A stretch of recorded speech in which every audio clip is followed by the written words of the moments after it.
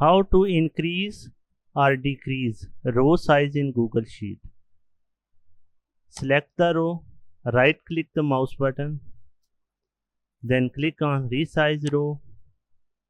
You have two options, specify row height or fit to data. If you click on fit to data, the row will automatically fit to data it has. You can specify row height. Let's suppose I want to increase row size to 50 pixels.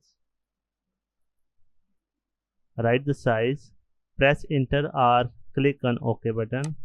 You can see row size increased. You can increase row size of multiple rows. Select rows you want to increase the size. Right click, click on resize rows, and you can do the same again. Increase the pixels or decrease the pixels.